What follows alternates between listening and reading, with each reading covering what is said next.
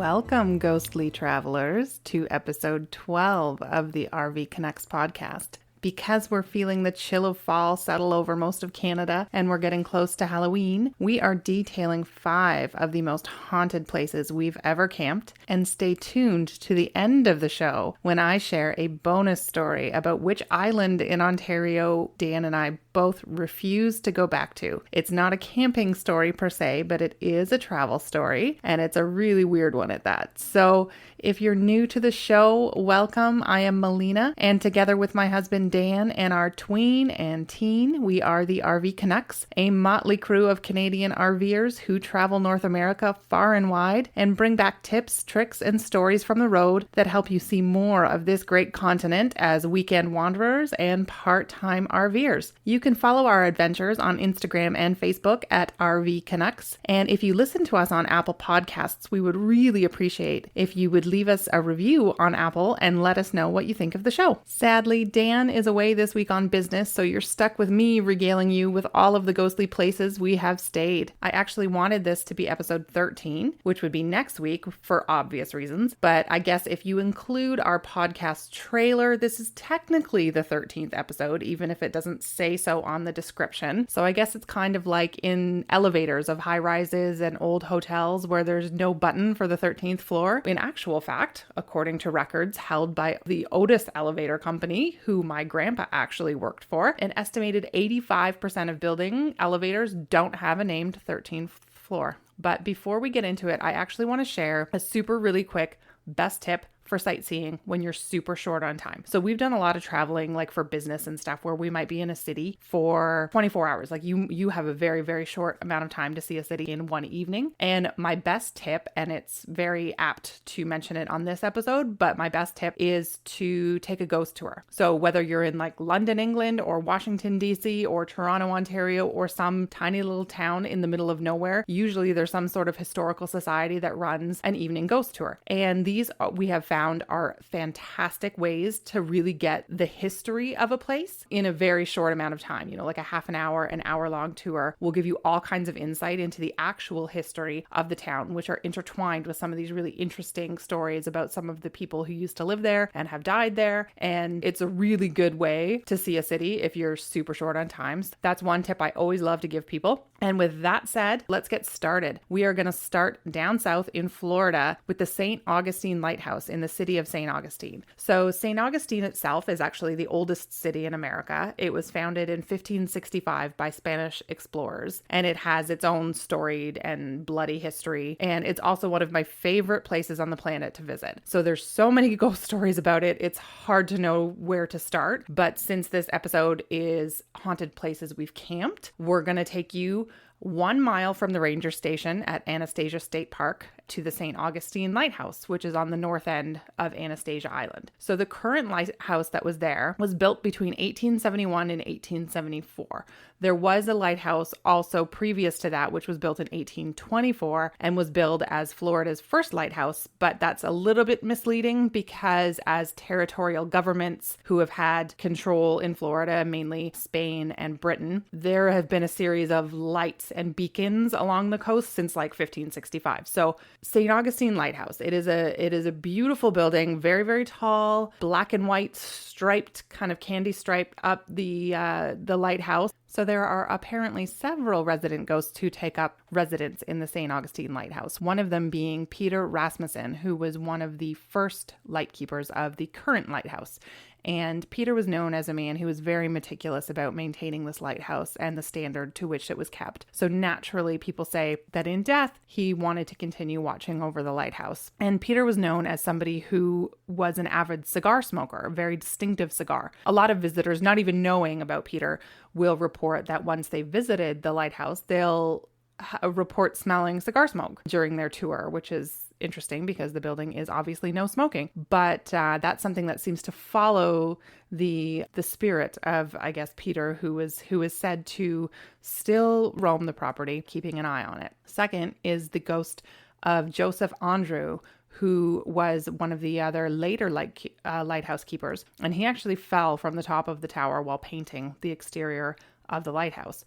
And it has been said and it has been observed that Joseph stands at the top of the lighthouse tower. And if you actually Google St. Augustine Lighthouse ghosts, there are a ton of images, have a look, have a Google. You can decide for yourself if you think they're real or not. But there is a ton of images where there's supposedly captured on film images of a man standing on the edge of the lighthouse rim at night. So keep that in mind, because at the end of the episode, when I talk about our island experience in Ontario, it does have something to do with a photograph. So keep that in mind as we go on. And more tragically, and probably most famously, there is apparently the ghosts of two little girl sisters who haunt St. Augustine Lighthouse. And that is the ghosts of Eliza and Mary Pitty, who were daughters of Hezekiah Pitty, who was hired in Victorian times, the late 1800s, to maintain the lighthouse or to renovate it. And they were apparently playing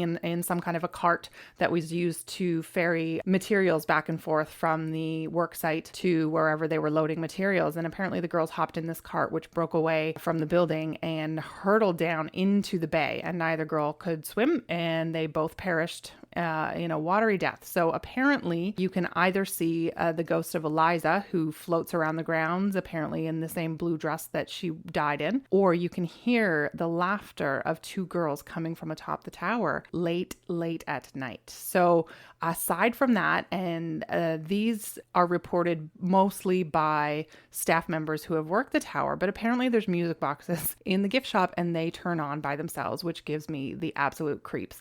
And as you'll see with a lot of ghost stories, the tower door, when staff members will lock up, they will close and lock the tower door. But in the morning when they come back, the tower door is always left open. So that is apparently probably how Peter Rasmussen likes it. So maybe they would just be best to leave that door open at night. So definitely worth a visit. St. Augustine, we will do probably a full episode on it because it is, like I said, one of my favorite places to visit. And there is just so much history and so much information there about the town. So we will leave St. Augustine and we will travel north to Canada, and we will talk about 3 Ontario provincial parks worth visiting, who also have pretty creepy stories behind them. So the first is Selkirk Provincial Park, and we actually have a park guide to that on our website at rvcanucks.com. We visited there actually for the first time this August, and apparently the ghost of Captain William Francis, who was an American loyalist. He fled from America to Canada, and he was actually awarded 200 acres of land in 1800, I guess in return for loyalty to the crown. And part of that parcel of land is where Selkirk Provincial Park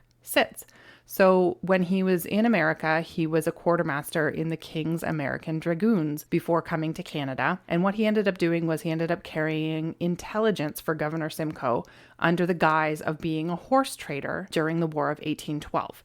Well, he was captured during the war by American sympathizers, and he was actually taken to Buffalo with his son. And there, William and his son testified against others, presumably, I guess, to be let off the hook and to be able to return home. However, in 1814, he was rounded up by a gang of friends and supporters of those that they testified against in court. He was shot in the head through his bedroom window and his property was burned. It was razed to the ground. So his son was not home at the time. So his son kind of escaped that fate. However, they did find him, and his charred and burned body was buried under a pine tree on the bank of Spring Creek above the house, which is within the park boundary. So his remains are still there, but some do say on a foggy day, you can see him where Spring Creek meets Lake Erie. I can kind of attest. We went down there one night, late at night on our last night, to really have a look at the creek and take some of the backwoods trails through there. And I gotta say, it was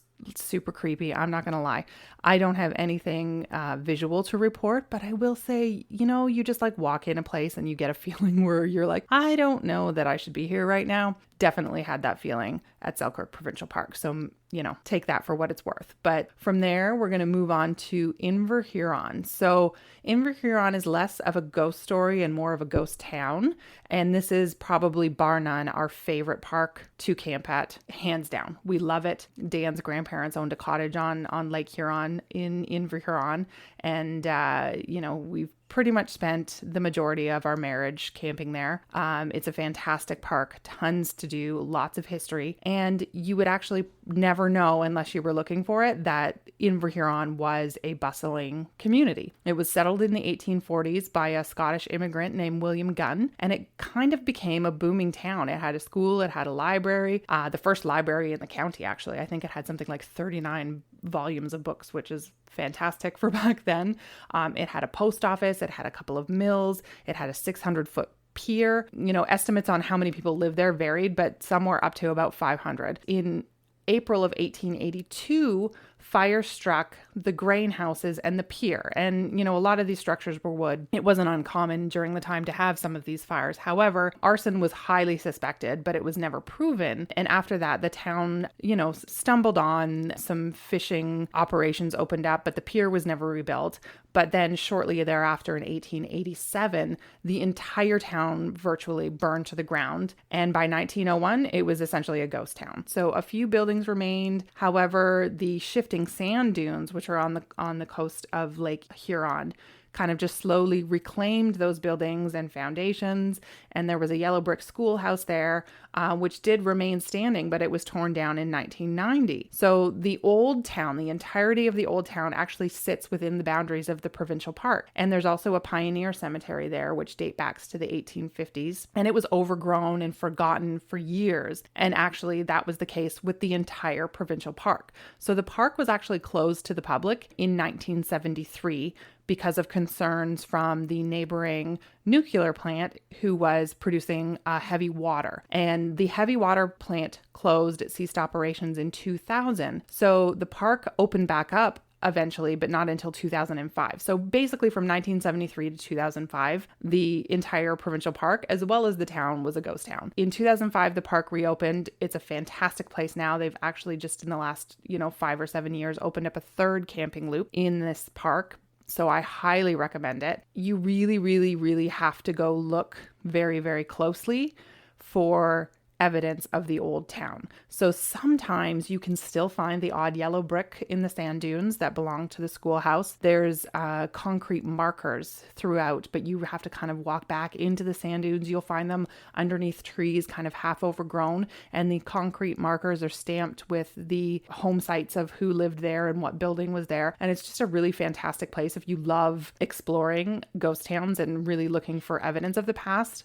Probably one of our favorite places ever to go. So from there, we're going to head to southwestern Ontario and we're going to go to Bronte Creek Provincial Park, which we also have a park guide on our website at rvcanucks.com. And go check that out because there is some great pictures of the places we're talking about here. And namely, we're talking about the Spruce Lane Farmhouse. So the Spruce Lane Farmhouse was built in 1899 and it was home to the Brecken family until the 1950s. And this farmhouse and accompanying barns and paddocks and whatnot sit in the day use area of the park. Interesting side note, my mom's aunt was actually born inside that house. So it's not at all relevant to the story. Well, maybe it is, but she's been dead a really long time. So I can't verify with her any of these stories one way or another. But now this house and barns and whatnot are used as an interpretive center and a museum which focuses on Victorian farming. So the park offers tours, they offer field trips, but it also offers evening ghost tours during the month of August. They do it at about 8 or 9 at night when the sun is setting. They light the house with kerosene lamps to kind of give it that eerie authenticity that makes it feel like you're stepping back in time. And what can you expect to find there? I don't know, maybe nothing, but there are several reports of occurrences from visitors and staff alike that will send chills down your spine. One of them is that several visitors report that in the upstairs bedrooms, they'll pop their head in,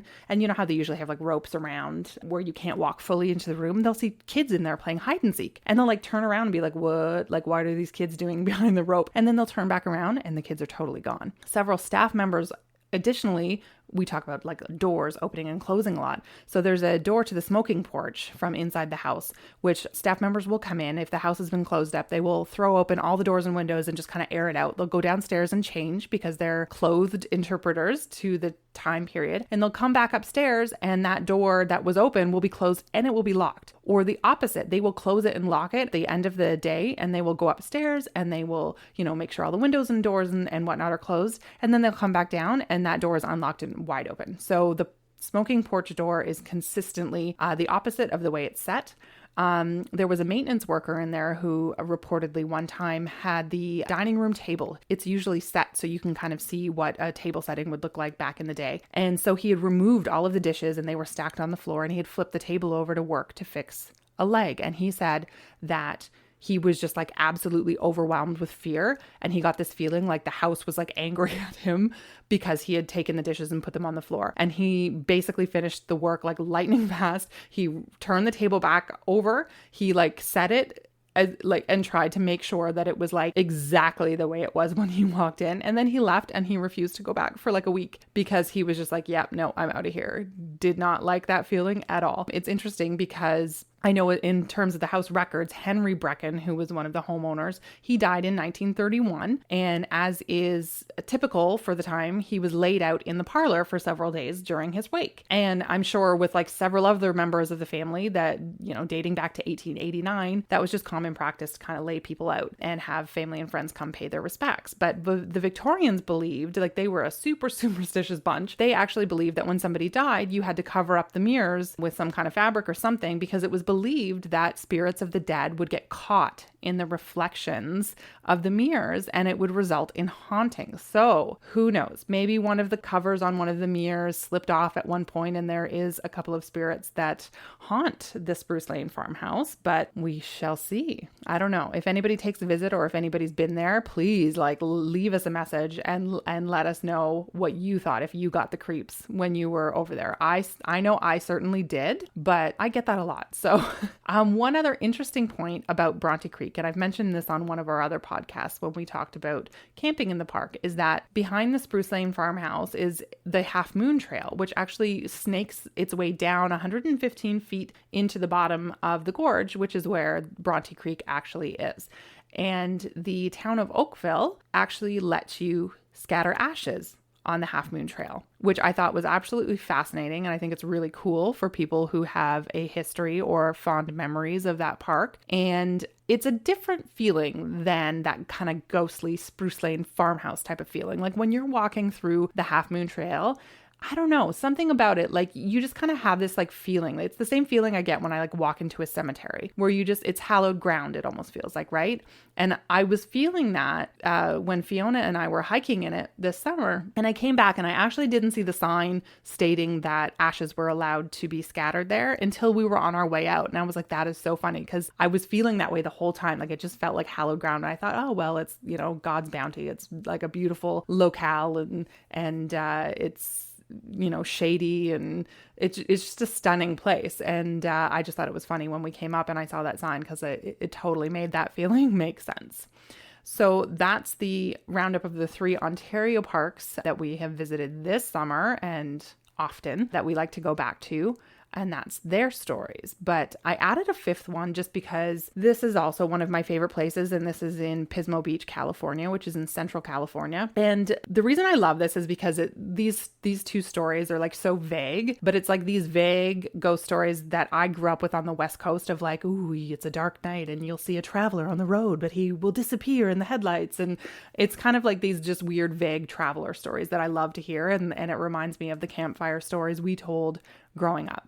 So the first is that there, of course, it's California. There's a ton of piers up and down the coast, and I'm sure there's probably resident ghosts on all of them, but there is a ghost, a very visible ghost on the pier at Pismo Beach. So a lot of people have said, and I was reading one account of somebody who was taking a picture in December. So there's a Christmas tree there, and they went to take a picture of the Christmas tree with the pier in the background, and they put the camera up to their eye, and somebody was walking down the pier, and they were waiting for them to kind of get out of frame so they could have this beautiful shot where nobody was on the pier. And then so they waited so long that they took the camera away from their eye. And when they took the camera away from their eye, that person was no longer there. And when he put the camera back up to his eye, he could see a figure walking out of frame. So totally nobody there, could only see this through the eyepiece of the camera, which I think is just fascinating and lovely. And finally, there is apparently a man and a young boy who haunt the Highway 41, just out on Pismo Beach. And a lot of people say they see this man and this child walking down the highway late at night, and people will pull over and they'll be like, yo, do you need some help? Like, is your car broken down? And every time somebody stops to talk to this person, their eyes are dead ahead. They don't acknowledge you. They just keep walking. And there was one account of a group of teens who came across this, and they pulled over to kind of see if this guy needed help. It was really late at night, and this kid is small, and they were a little concerned. So they pull over and started talking to the guy, and we're like, what the heck, man? Like, why aren't you acknowledging us? And then they just, like, they stopped after this man just kept walking past them, and they all looked at each other in the car, and they're like, what? And then they look back out the front window, gone, completely gone. But the funny thing about this story is the person who wrote this said that her brother, like years later, was driving down the same road late at night, and he saw the exact same man and son, like exact same clothing, everything. And as I'm telling you this, I'm getting goosebumps on my arm. Probably not the show for me to be doing by myself right now. But I just think that is like, ooh, the craziest story. So yes, that is the roundup. That is the Halloween roundup for you, which I don't know. I love stuff like this. I love kind of seeking out really cool, neat, haunted or supposedly haunted locations, just because I think there's a lot of really cool history attached to them. And I just think it really enriches the travel experience to be able to see a lot of these. So with that said, I want to tell you a story of something very specific that happened to Dan and I. And this was back on our 5th anniversary. So we've just had our 18th anniversary. So this was some time ago, but we decided to head up to Kingston for the weekend, Kingston, Ontario, which was about 3.5 hours of where we lived at that time. And I had never been there, and I just knew it was a fascinating place. There's a lot of history there. It was kind of like the hub of Upper Canada back in the day. And it just looks like a beautiful city. So I thought, okay, we'll just do like a nice bed and breakfast for our 5th anniversary. We'll drive up there. It's September, it's fall. We'll enjoy the colors. It's great. And so I tried to find us like the coolest, fanciest bed and breakfast, which was in the heart of Kingston. However, it was sold out. So I found the second coolest, most awesome bed and breakfast, and it was on Wolfe Island, which is just across the channel from Kingston. So you actually have to take a ferry to get there. And I booked it like sight unseen. I was like, wow, this place looks amazing. Like, it's such a huge mansion. It's awesome. So I booked it, and then I thought, oh geez, like I booked it, I paid for it. It was like a big anniversary surprise. And then I thought, as soon as I booked it, and I thought, oh crap. Like I hope that it doesn't have awful reviews. Thought, okay, like I want to make sure that we're getting quality here. So I Googled it as soon as I was done booking it. And like literally the first thing that came up was, haunted Canada. The Wolfe Island Manor is one of the most haunted places in the country.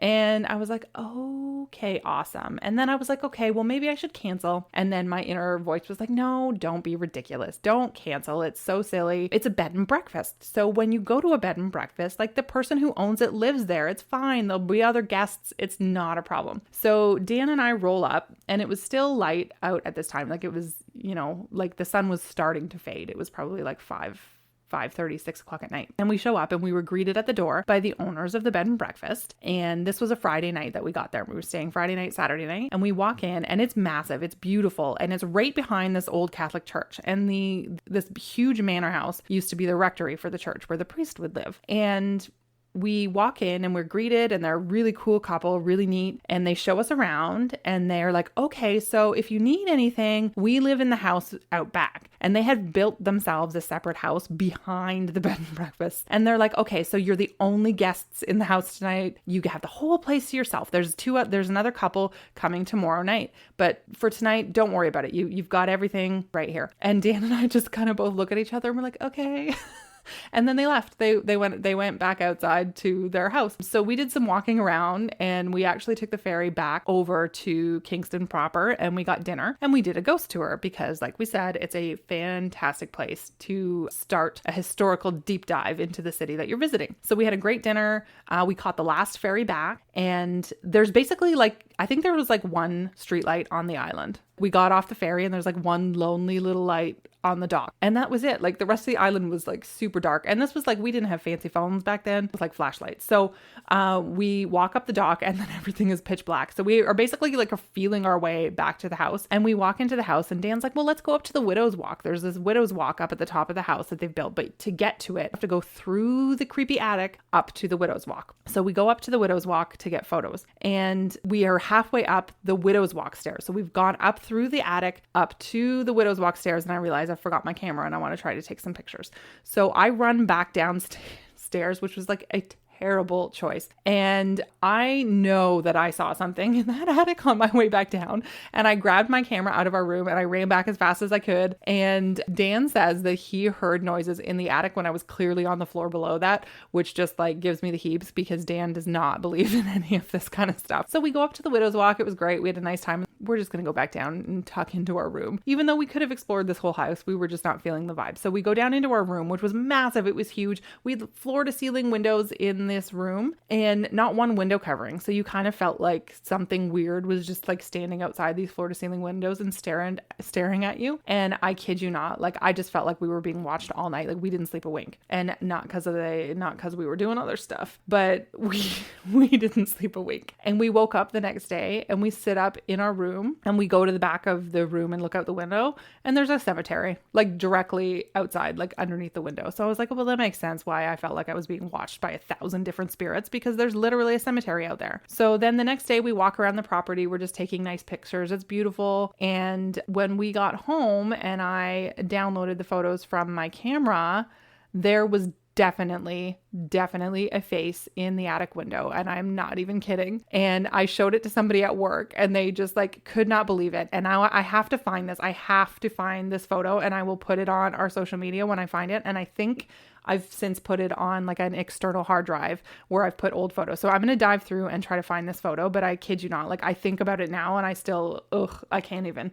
This place is crazy and the whole island felt weird to me. So yeah, that was our experience with Wolf Island, and we're probably never going to go back there. But on an interesting note, and one thing we did discover during this ghost tour of Kingston is that somebody was on the tour who grew up there, and he was kind of saying there was a park in the other end of town that used to be a cemetery. And the town at some point decided that they wanted to exhume and move all the bodies out because they wanted it to be a park in the middle of town.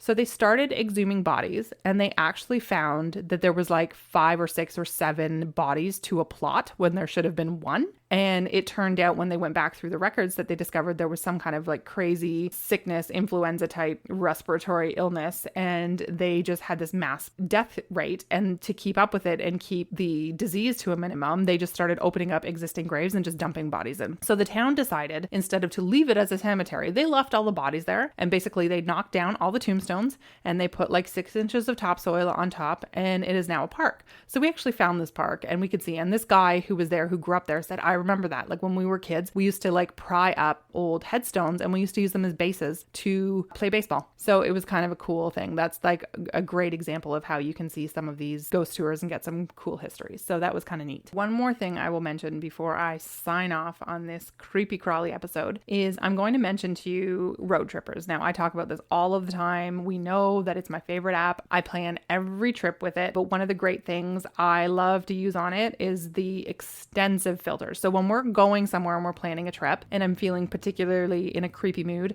I will filter down for abandoned places and haunted places. And when I do that, I find some really cool little places along our routes that we can stop, or maybe in our destination cities. But there's actually, being October, there's a ton of trip guides on there, which are pre-made trips from people who use Road Trippers. Then they can make their trip guides public, or there's blogs on the Road Trippers app that will take you to like real haunted places. Like if you just Google, Road Trippers haunted or Road Trippers ghosts, you will see all of these really cool trip guides that you can take, which will give you travel times, it'll give you maps, it'll give you directions, it'll give you reviews, photos. So there's one that I'm looking at now called Real Haunted Places, and it's America's top 20 real haunted places that you can actually visit. So places that have tours that you can go inside. So if you are feeling it, if you really want to take some time this fall and winter and look at places in Canada, all over the US, where you can go and do some creepy tours, if any are open in these COVID times or plan for next year, I highly recommend checking out Road Trippers. As always, Road Trippers allows you a free account. You can put up to 8 way stops in there, which are fantastic locations that you want to pin, that you want to visit on your trip. If you want more than 8, you can sign up for Road Trippers Plus. It is $29.99 a year, and you can put up to 150 waypoints. And and I use it, like I said, extensively. I spend all winter at my computer planning trips for next year, and we are going to do a doozy of a trip next summer, which will take us all of the way to Vancouver on the West Coast. We're hoping to go up to Alaska and back home through the Yukon, the Northwest Territories, and back down, maybe even catch some of the Dakotas as we loop around home. So we're still deciding on those final trips, but I will definitely share that trip guide with you when we're done. If you're interested in trying out Road Trippers Plus, we do have a coupon code